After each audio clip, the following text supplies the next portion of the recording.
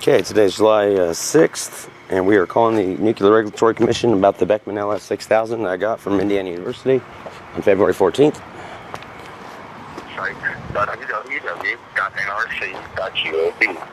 To be connected to a live agent, please select from one of the following options.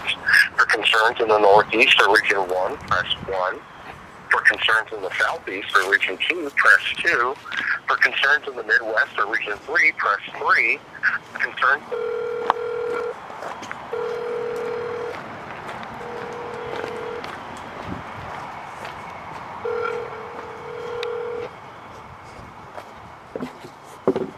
The operations center, record line.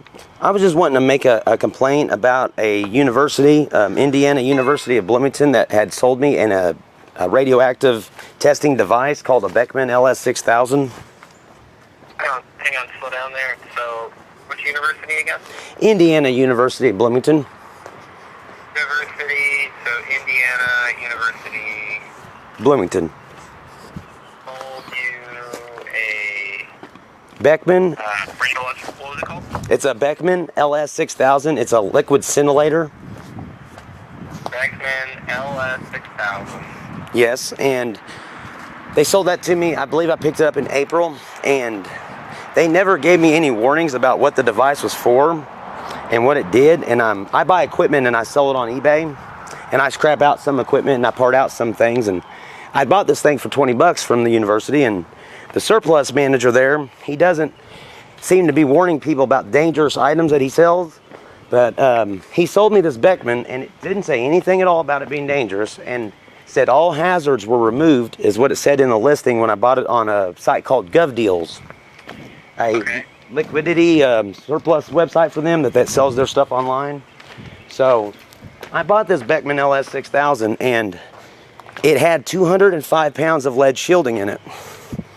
Now, I didn't know it at the time because he never warned me about it at all. He didn't even say anything about it being dangerous at all. And I opened it up and I touched this lead shielding, and I'm concerned now that it may not have been decontaminated, because I really can't see anywhere where it had been decontaminated. And I even found like a piece of paper inside of it, and I was talking to the AI tools and stuff, and it said usually if they decontaminate this thing, there would have been a certification of decontamination. And I almost think that this thing was meant to be disposed of, but yet he sold it to me, and it says on the side of the panel, warning, this item has been used with radiation, or it said beta emitters, which is radiation. And it said, please... They take contamination slides and put them in vials, and then they insert them into the machine, and it does a count to try to detect any removable contamination on the swipe. Yes, I've been researching this quite a bit too. And I did learn that part. And in the area there where the lead shielding was surrounding, I guess it's to keep the readings from getting like abnormal from background radiation. But there's stains, like a few little stains from where it looked like possible spillage. And this same university, this is something that's really strange, sir. This same university, 6 months prior, sold me X-ray equipment. And I didn't even know that this X-ray equipment was intact, but they sold me 2 X-ray machines, which I recently returned to the university and they accepted back in.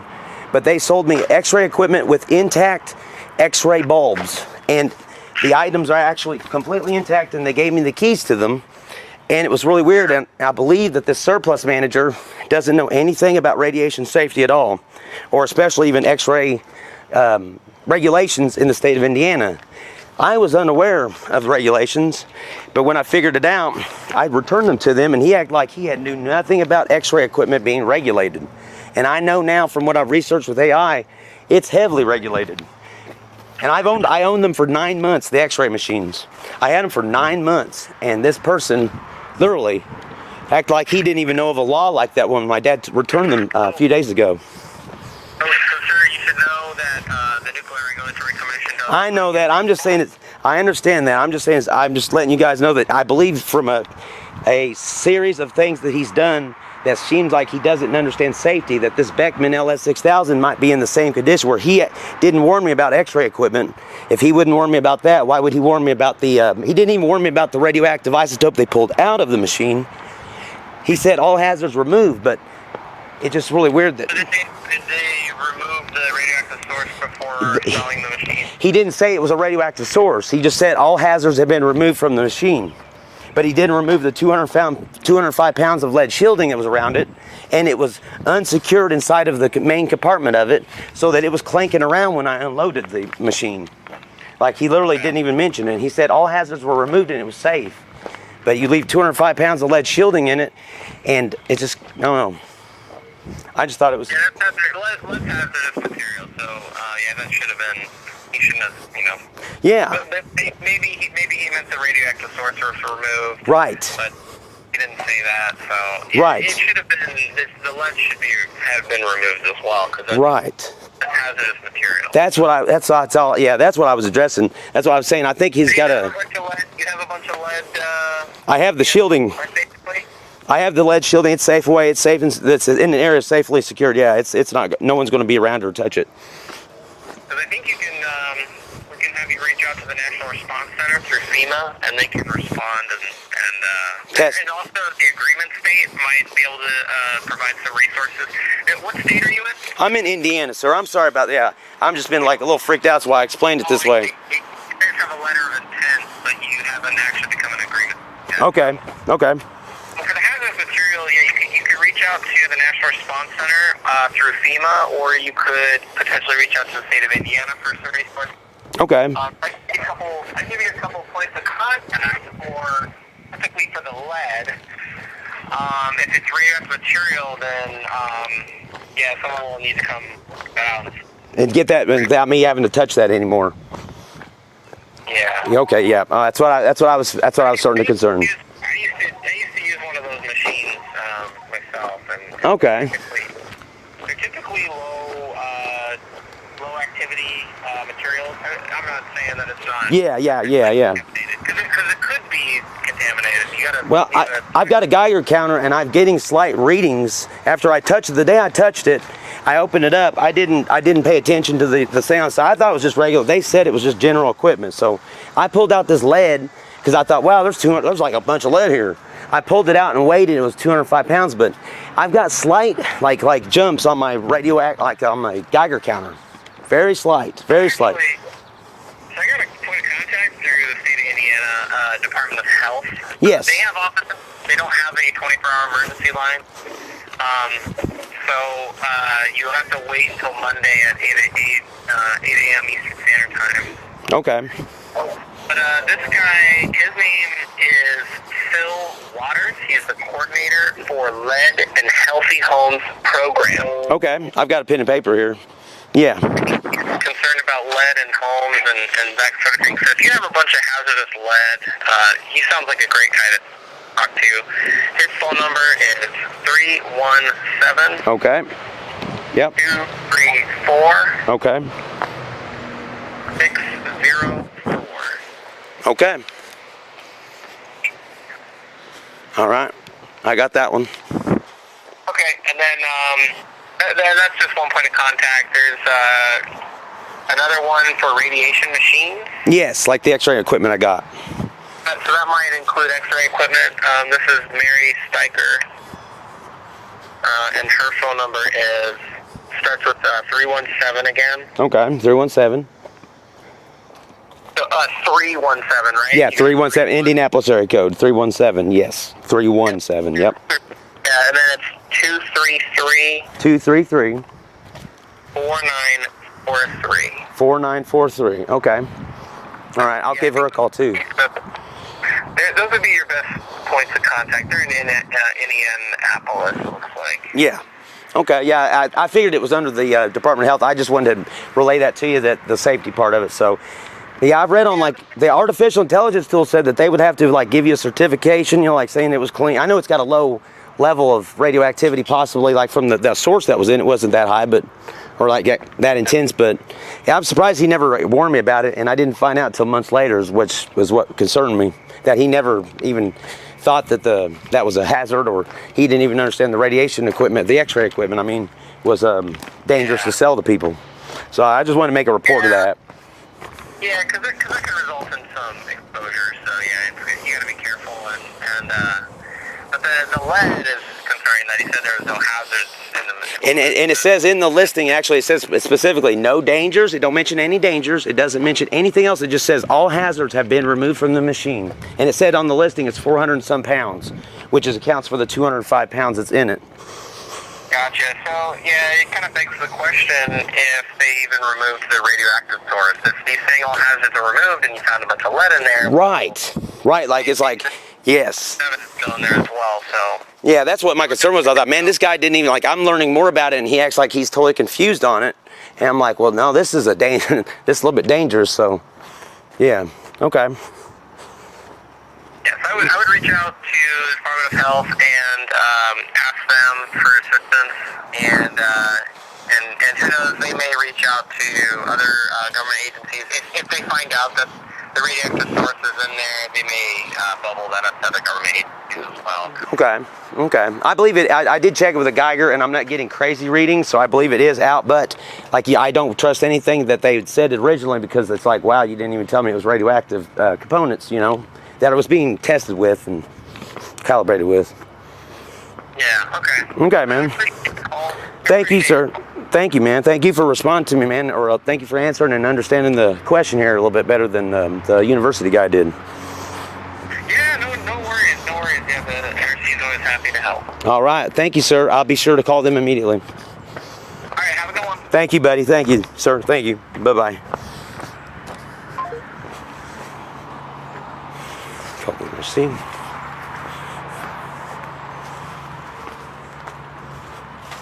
Oh, yeah, Indiana Department of Health, the X-ray analytics person, her phone number.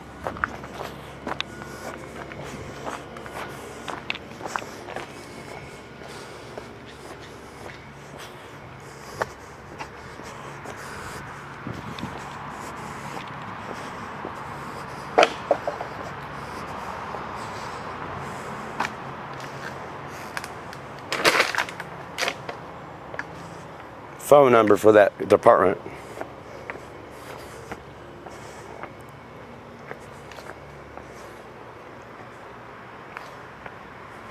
Who can I call at the Department of Health about regulations on regulatory devices like X-ray equipment?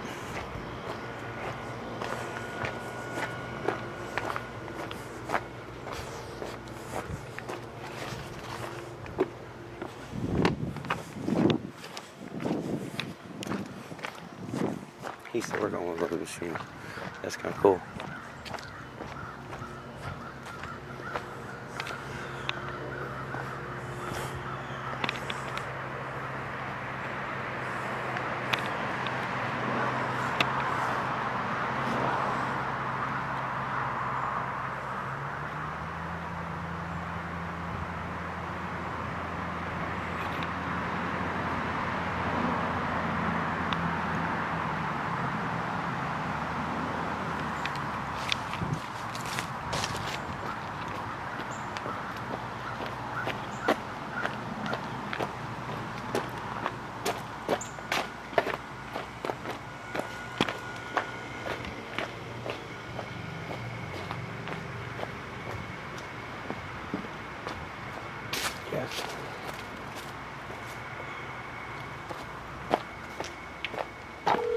Yeah, we're going to call up the X-ray radiology of Department of Health, Indiana, on July 6th, 2024. This is Dave Knott. Today is Friday, July 5th. I will not be in the office this afternoon. However, if you leave your name, number, and any message, I will return your call just as soon as possible on Monday, July 8th.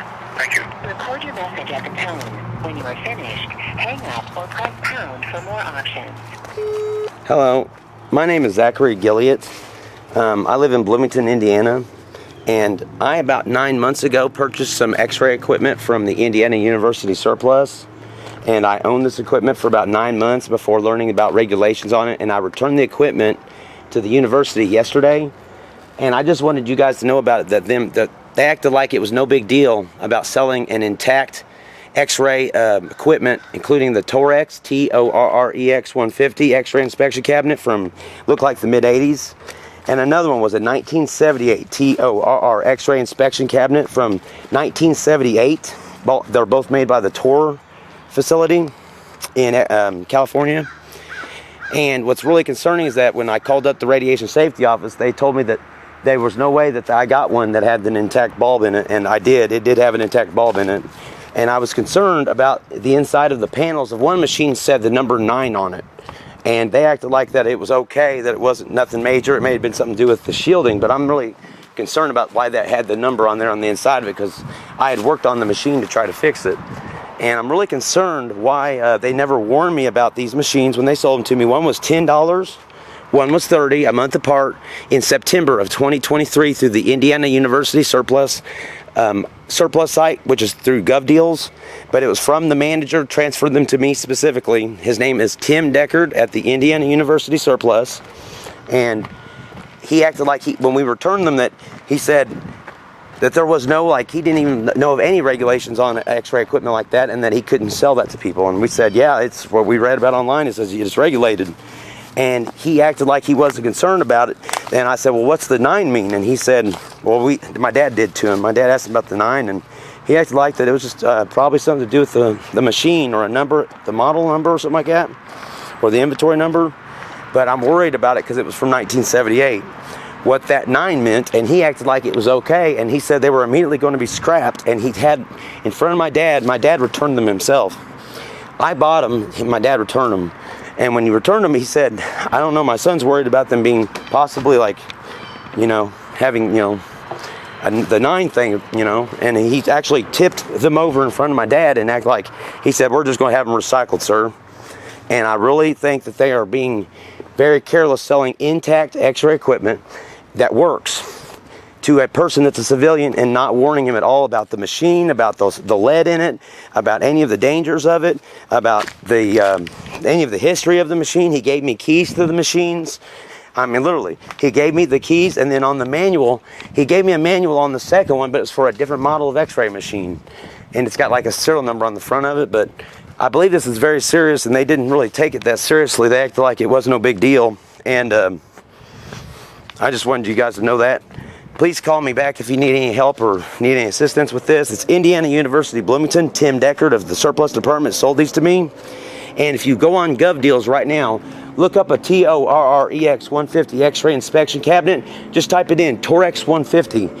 On the internet, you'll find my listing is still on there live, where I bought the one for $10. It still should be still up there, as well as the other one. If you type in Tor X-ray on GovDeals, you'll see it. It has still a record of it on the site. And it'll say it was bought by a G and a C at the end. It was me. I'm Gilead Zach on the site. But I bought those 2 machines, and it still shows it on the GovDeals website if you go and type that in. Torex 150, Torrex 150, into the Google search bar. You'll see a listing come up for Indiana University surplus. I bought that one, and I've had it for almost 9 months, and then they act like it was no big deal, and then it was nothing strange about that. So thank you guys. Call me back, 812-803-5579. I'd be happy to talk with you guys and let you know anything else you guys need to know.